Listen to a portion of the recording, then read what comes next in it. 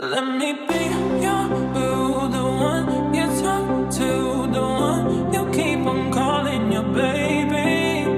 Let me be your one, the one you can trust, the one you won't take home to your mama.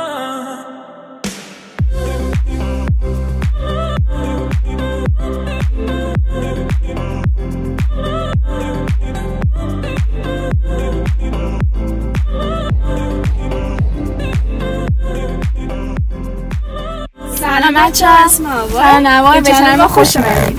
یه دونه شو دیدی از این چی میگن؟ ماکبک؟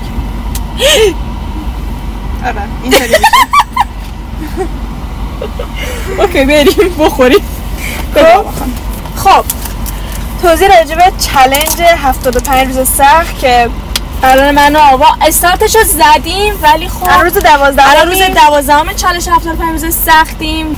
بچه چالشه توی تیک تاک ترند شد و چالشیه که به سبک زندگی تو لایف استایل خیلی کمک می‌کنه. یعنی هر کسی که توی مثلا تایمی از زندگیش که میخواد یه تغییر اساسی کنه سعی می‌کنه که این چالش انجام بده. اصلا یکی از دلایلی که باعث شد ما این چالش رو راه بندازیم شاید به خاطر همین لایف استایلی بود که پارسال داشتیم. واقعا می‌خوایم یه تنوعی بدیم به خودمون و زندگیمون. آپلود داشته باشیم هر روز و رو اون روال یوتیوب بیافتیم چون خیلی وقت فرنشیم. بچه من واقعا دارم تنش شده. الان حالا می‌خوایم بهتون بگیم که قراره که تو این چالش چیکارا کنیم و اصلا تصمیمی که گرفتیم چیه.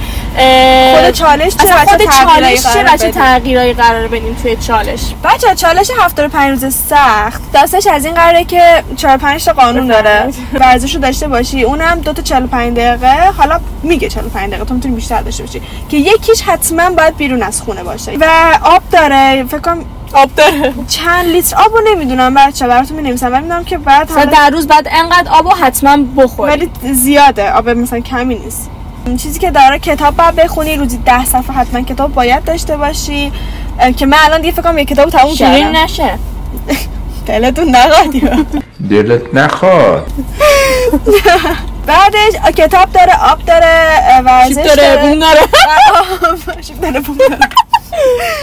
یه چیزی که یادم این بود غذای سالم. یعنی تو باید سالم بخوری تو این 75 روز.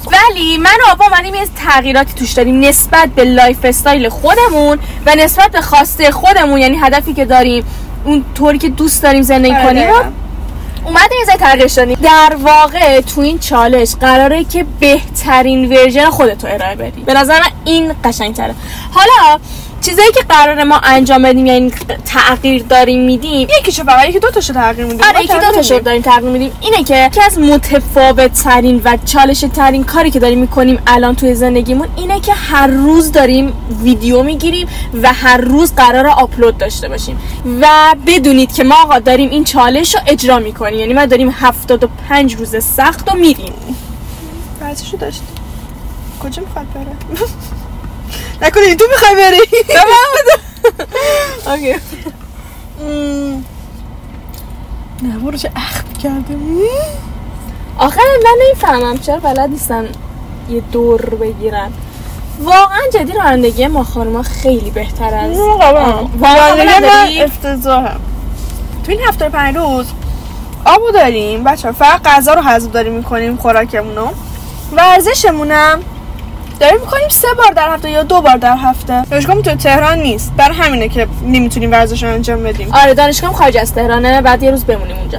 خلاصه شنبه دوشنبه رو گذاشتیم واسه باشگاه، یک شنبه سه شنبه و بقیه روزا رو گذاشتیم واسه مثلا فقط رانینگ. یعنی مثلا فقط دور رو داشته باشیم آره. پیاده روی داشته باشیم هر جایی که بشه دیگه.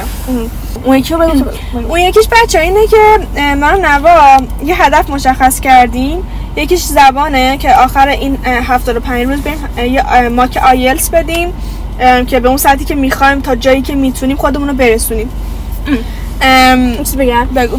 این ماکه هم که دارم بهتون میگم تنها دلیلش ثابت کردن به خودمون و شماها که ما داریم انجام جزئی از ما این دیگه. آره ثابت کردن به اینه که آقا من لولم بالا رفته. واسه همین ما دوست داریم که این چالش رو که داریم در حین اینکه انجام میدیم آخر 3 ماه بیایم بگیم آقا نتیجه هاش اینه. تغییرات رو ببینید. یعنی اینجوری نمیشه که فقط انجام دادیم. اوکی خب بچه‌ها چی می‌خواستم بگم؟ آقا بعدیش اینه که چی کاره دیگه، می‌خوایم بریم سر کار. واقعا بچه‌ها واقعا میخوام برم سر کار، هم از لحاظ پولی مالی واقعا از لحاظ مالی دوست دارم برم سر کار.